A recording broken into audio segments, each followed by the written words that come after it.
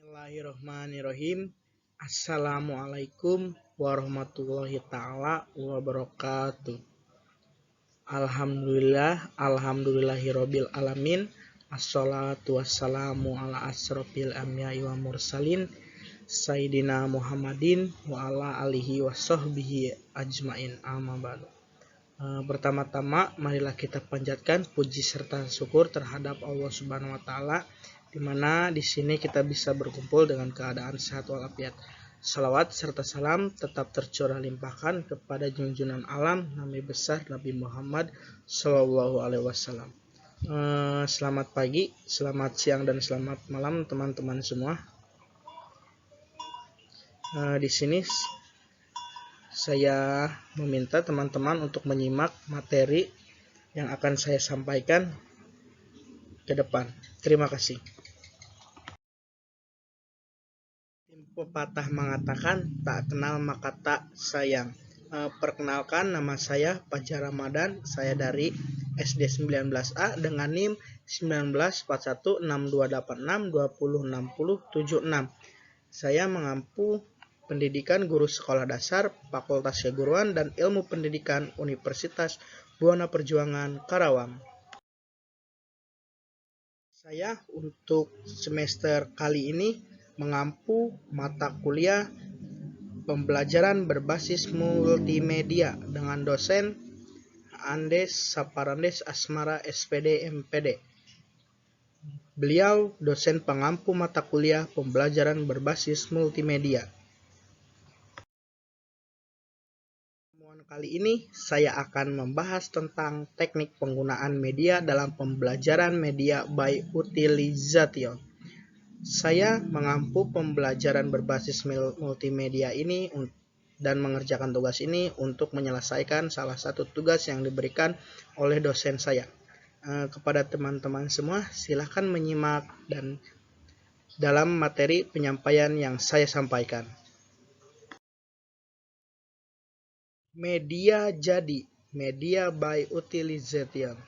Media yang sudah ada di sekolah dan yang tersedia di pasaran. Kelebihan dan kekurangan media by utilization. Kelebihan yang pertama, hemat waktu. Yang kedua, hemat biaya. Yang ketiga, hemat tenaga. Sedangkan kekurangannya adalah 1. Belum tentu sesuai dengan tujuan atau kebutuhan dalam proses pembelajaran. Yang kedua, budaya konsumtif. Dan yang ketiga adalah kurang kreatif. Penggunaan media berdasarkan tempat. Yang pertama, penggunaan media di luar kelas. Penggunaan media secara terprogram, yaitu penggunaan radio di SLTP terbuka. Yang kedua, penggunaan e-learning di beberapa sekolah di Indonesia. Penggunaan media secara tidak terprogram. Yang pertama, penggunaan kaset pelajaran bahasa Inggris.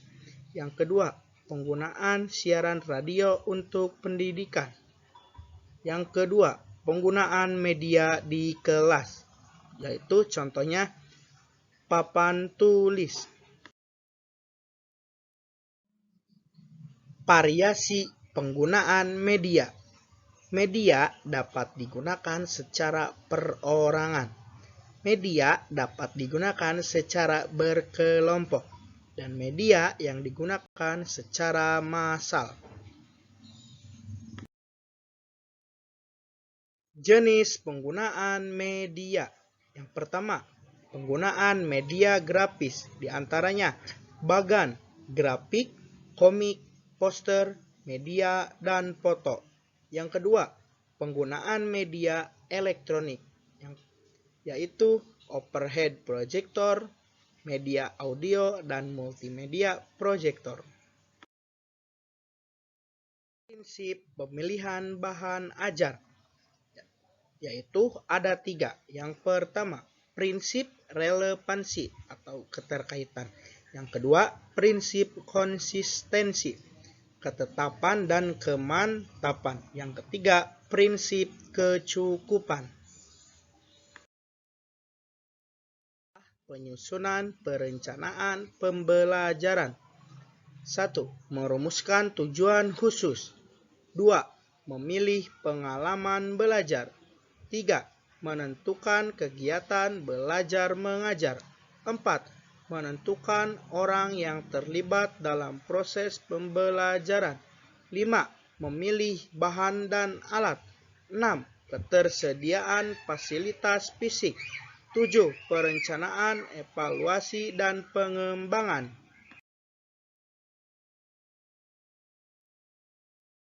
Media cetak dan non-cetak. Bahan ajar cetak adalah sejumlah bahan yang disiapkan dalam kertas yang dapat berfungsi untuk keperluan pembelajaran dan penyampaian informasi. Contohnya adalah buku teks, modul, handout, dan lembar kerja siswa. Kelebihan bahan ajar cetak. 1. Mudah diperoleh dan dibawa kemana-mana.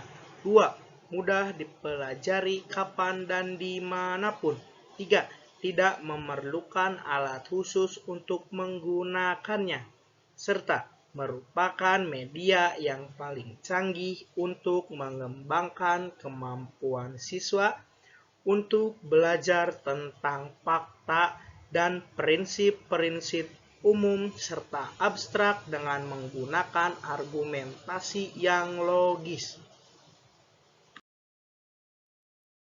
Mempresentasikan gerakan pemaparan materi dalam bahan ajar cetak cenderung linier, tidak mampu mempresentasikan kejadian secara berurutan. Untuk membuat bahan ajar cetak yang bagus diperlukan biaya yang tidak sedikit, membutuhkan kemampuan baca yang tinggi dari pembacanya, tidak dapat atau sulit memberikan bimbingan kepada pembacanya yang mengalami kesulitan memahami bagian tertentu dari bahan ajar tersebut, sulit untuk memberikan umpan balik untuk pertanyaan-pertanyaan kompleks yang memiliki kemungkinan banyaknya jawaban. Non-cetak. Bahan ajar non-cetak diantaranya adalah OHT, audio, slide, video, dan komputer.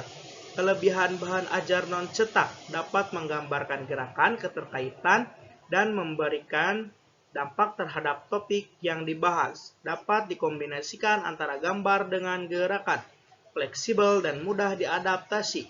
Kekurangan bahan ajar non-cetak. Pada umumnya membutuhkan alat khusus untuk menggunakannya, tidak kompatibel antar jenis yang ada aliran informasi yang disampaikannya, dan prosedur pengembangan bahan ajar. Faktor-faktor yang dipertimbangkan dalam pengembangan bahan ajar. Yang pertama, kecermatan isi, ketetapan cakupan, ketercernaan bahan ajar, penggunaan bahasa, perwajahan atau pengemasan, dan kelengkapan komponen. Bahan pembelajaran. Cakupan materi berarti keluasan menggambarkan berapa banyak materi-materi yang dimasukkan ke dalam suatu materi pembelajaran. Prosedur pengembangan bahan ajar. 1. Tahap analisis. 2. Tahap perancangan. 3. Tahap pengembangan. 4. Tahap evaluasi. Sekian pemaparan materi dari saya, kurang lebihnya mohon maaf. Wallahul muwaffiq ila aqwamit thoriq. Wassalamualaikum warahmatullahi taala wabarakatuh.